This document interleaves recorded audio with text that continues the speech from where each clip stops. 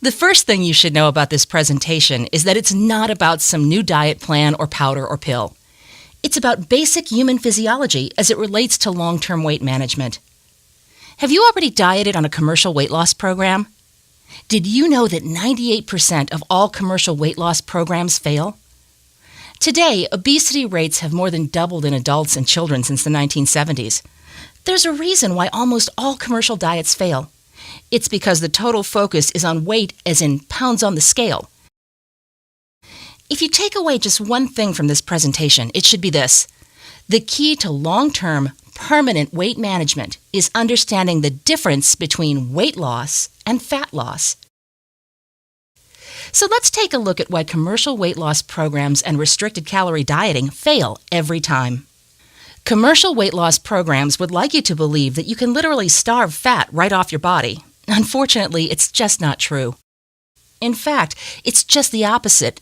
Fat is stored energy, and storing fat as a survival mechanism is just one of the many miracles performed by the human body.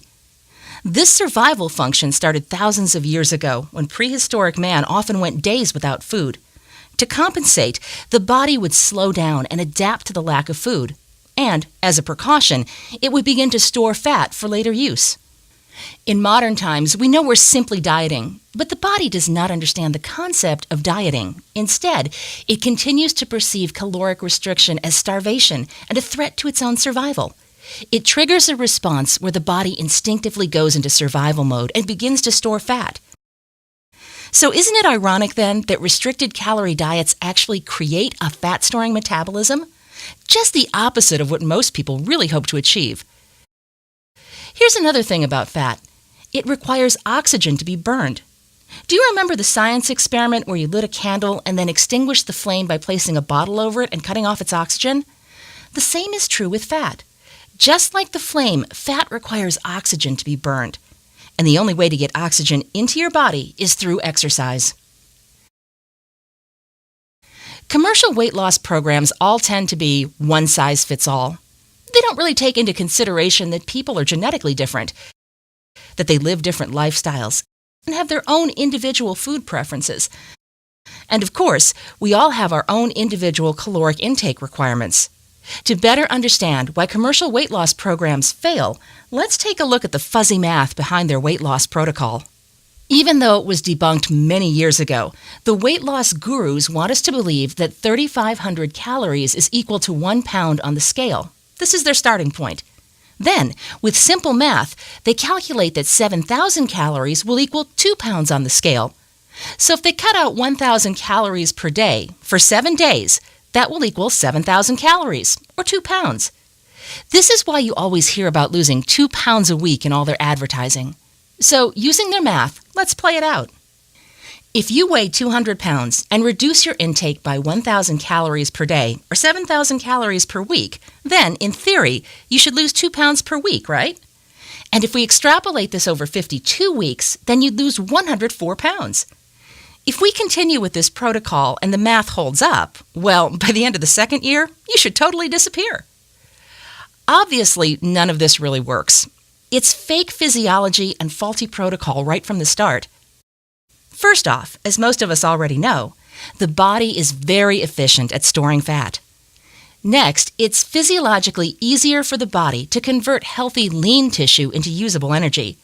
So one way to look at it is that commercial diets actually starve muscle, not fat. And finally, most diets do not mandate physical activity. Oh sure, they may recommend it, suggest it, state that it's a good idea, but they don't make it mandatory. Remember, the body requires oxygen in order to burn fat, and the only way to get oxygen into the body is through exercise. So it's obvious that the protocol is faulty in design. But it gets worse. Just take a look at how a restricted calorie diet program affects your body in other ways. It stresses the body by making it believe it's in starvation mode. Without enough calories and nutrients, the body's immune system is severely compromised. It agitates the central nervous system and creates all kinds of hormonal imbalances. So how does this all play out in the real world? Meet Joe Dieter. He's 40 years old. He's 6'1" and weighs 200 pounds. His body fat is 24%, which he maintains with an intake of about 3,000 calories a day consumed in 2 big meals. In just 10 weeks, Joe is going back to his high school reunion, and he wants to look good. In fact, he would like to look the way he looked when he graduated, back when he weighed 170 pounds. So just like millions of others, he walks into a commercial weight loss center and enrolls in their Quickie weight loss program. After all, he's only got 10 weeks. Of course, the very first thing they do is reduce Joe's caloric intake by 1,000 calories a day. Sound familiar? But it's working. Just look at Joe's results. His weight has dropped from 200 pounds down to 190. He's lost 10 pounds in just 2 weeks. Joe is a really good dieter. And the only thing he notices is that he's feeling a little sluggish. But that's a small price to pay for what he sees on his bathroom scale. So Joe continues a few more weeks on his 2,000 calorie diet until week number 5, when he hits the dreaded plateau. But that's no problem, because luckily for Joe, the Commercial Weight Loss Center just happens to have a Plateau Busters program, where they now cut Joe's intake down to 1,500 calories per day. That's half of what he was consuming just 5 weeks ago. But it worked. Joe dropped 10 more pounds. He's down to 180. However, these days he's feeling really sluggish and seems to require a lot more sleep. And now he's experiencing headaches. On top of that, he's constantly craving sugars and fats. He'd kill for a candy bar or some ice cream. Have you ever wondered why all dieters crave sugars and fats? Why not broccoli and carrots? It's because the body is trying to get the most immediate and usable form of energy possible, and that's sugar and fat. Meanwhile, Joe is the ultimate dieter, and his reunion is right around the corner. So he sucks it up and continues on his 1,500 calorie diet. Lo and behold, he did it. Joe got down to 170 pounds in just 10 weeks. He's been a very successful dieter. He's ready for his reunion. But let's take a look at what really happened. Yes, Joe went from 200 pounds down to 170 pounds in just 10 weeks, and his body fat decreased from 24% down to 22%. So he lost 30 pounds, but only 2% body fat. What this means is that most of the weight Joe lost was healthy, lean tissue. His body literally cannibalized itself as a way to survive. Nonetheless, Joe made it to his reunion, and now the pressure is off. Can you guess what he starts to do the very next week? Joe slowly begins to increase his caloric intake. A little more chicken, a little more rice, an extra slice of toast, a piece of bacon, a little ice cream here and there. Poor Joe doesn't realize his metabolism has adapted to 1,500 calories, so his body doesn't need the extra calories he started to consume. Let's take a look at Joe 1 year later. Now Joe is 41 years old, and look, just 1 year later, he weighs 203 pounds because he's increased his caloric intake. He's now 32% body fat, and he's doing it all on just 2,000 calories a day. That's 1,000 calories less than when he first started. And here's the saddest part. Joe is so alarmed over this weight gain that he decides to go back to the same commercial weight loss center to start the same process all over again. This is what we all know to be yo-yo dieting. Do you remember when Oprah Winfrey wheeled out her little red wagon? And do you remember what happened 1 year later after she gained all her weight back? Throughout the world, this exact same scenario plays out millions of times a year. In fact, it's happening right now. Okay, so we know what doesn't work. Now let's talk about what does work. One of the biggest differences between old legacy diet programs and the newer science-based protocol is the concept of individuality. Old programs required the enrollee to conform to its one-size-fits-all protocol. Today, it's just the opposite.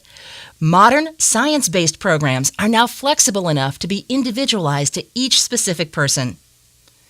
For example, the concept of individuality takes into account our unique characteristics: height, weight, gender, ethnicity, age, body fat, stress, and genetics all come into play.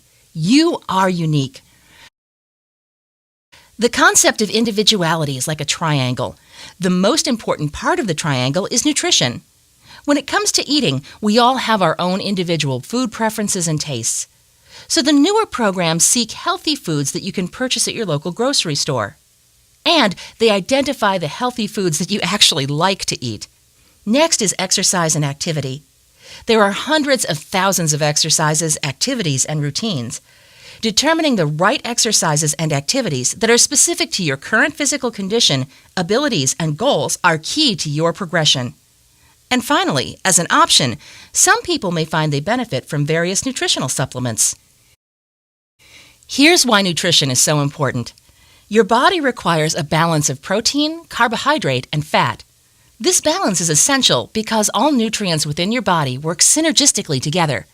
They're dependent upon one another to complete the conversion from food to fuel. Fad diets that prescribe extreme ratios, such as eliminating almost all carbohydrates, actually inhibit the body's ability to function optimally, and they often create new problems. Structured dieting and weight loss programs have been around since the 1700s. But it wasn't until 1991 that the American Medical Association finally came out and stated, "A comprehensive weight control program, one which includes exercise, is the only effective treatment for long-term weight reduction and weight control." That's quite a statement. But what kind of exercise? How much exercise and how often? Again, that depends on your current physical condition, your abilities, and your goals. However, when it comes to long-term weight management, the most effective exercise programs will include both aerobic and anaerobic activity. Here's the simple reason why. Remember, in order to burn fat, oxygen is required. And the best way to get oxygen into your body is through aerobic activity. Anaerobic activity increases muscle activity. Muscle tissue is where fat is ultimately burned as fuel. So the more muscle and muscle activity you have, the more fat you will burn. Supplements are just that. They supplement a healthy menu and a consistent exercise program. While technology has improved food preservation and distribution, the same cannot be said for its effect on food quality. For the most part, technology has either depleted or lowered the quality of foods. Today's modern foods are affected by pesticides and chemicals, cooking and heat, modified animal feeds, and genetically altered foods, otherwise known as GMOs. Among many health professionals, supplementation is more of an insurance policy as a way for the body to receive the nutrients that may have been removed. Supplementation is a personal decision that should be discussed with your health professional as well as your own physician. This is especially true for anyone taking medication. So now you know the components required to achieve long-term permanent weight management. As mentioned in the beginning, if you take away just one thing from this presentation, it's knowing to focus on fat loss instead of weight loss. Next, conduct due diligence on yourself by learning as much as you can about how your body actually functions. Learn as much as you can about foods. Become a food expert. Then design a menu for your own body's needs. Unless you're already a professional, retain a fitness expert or trainer who can not only test and assess your current physical condition, but also design a viable exercise program around you and your goals. Be consistent and exercise at least 4 days a week, and be sure to keep a log or use an app to chart your progress. If you decide that supplementation is for you, then learn all you can about nutritional supplements. Take only that which you need. Remember, high-quality, nutritious food should always be your first choice. And then be consistent. So, in summary, after developing your own individualized personal health strategy, the most important thing you do next is this: take action.